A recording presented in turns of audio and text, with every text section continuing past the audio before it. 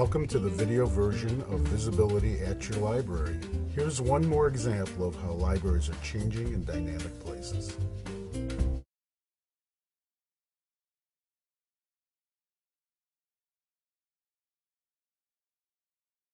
What the members of the ALA should know, that first of all, they are my rock stars, because I grew up in a small coal mining town in Southwest Virginia. Even though I look like I'm from Bay Ridge, Brooklyn, I grew up in a little coal mining town, and the most important event of the week to me was Saturday morning when the bookmobile from the Wise County Library came through. Now, I should amend this whole story by telling you that my mother is a librarian, which means that our books were sacrosanct in our house. We weren't to mark them, we weren't to turn the pages down, we weren't to, in fact, the bindings on my mother's books in her house are not broken, because we read like this, and all had myopia, and we figured that was from the way my mother made us read books, because they looked pristine. So we begin with, I grew up with a knowledge from the time I was born that my mother was a librarian.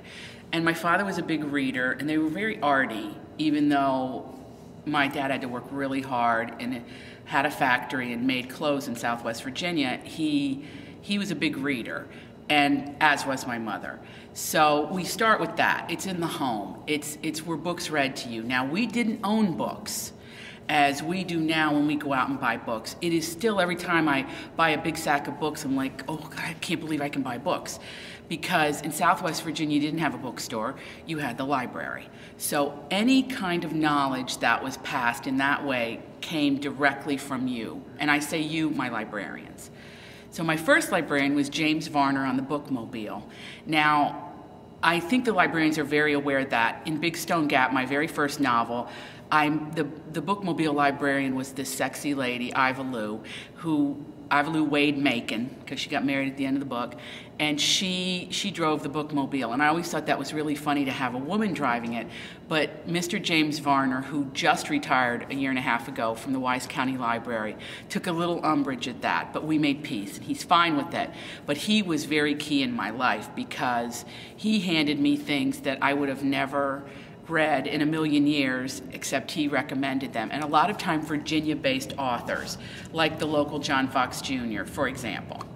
And then, I have to say, Mrs. Ernestine Roller at the Big Stone Gap Elementary School Library. Elementary school in Big Stone Gap went from K through 7th grade. So she introduced me to probably my favorite book of all time, Harriet the Spy by Louise Fitzhugh, a great young adult book.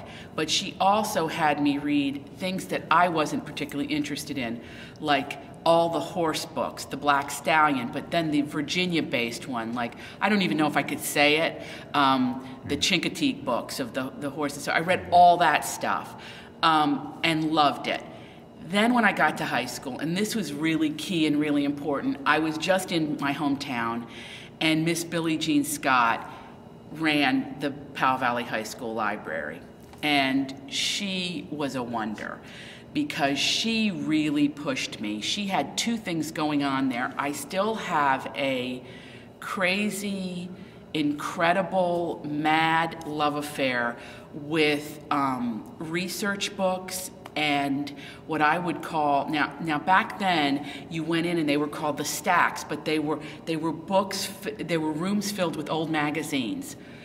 Like, she had Life magazine from 1942, wow. And she had, you went back, and my father subscribed to Esquire in the 70s, and it said magazine for men, which meant I devoured it, and I finally met Nora Ephron through that magazine. So for me, the library represented the hip, cutting edge. I got my 17 magazine there, I got my old things, and then Billie Jean, who handed me Walden, which I think changed my life.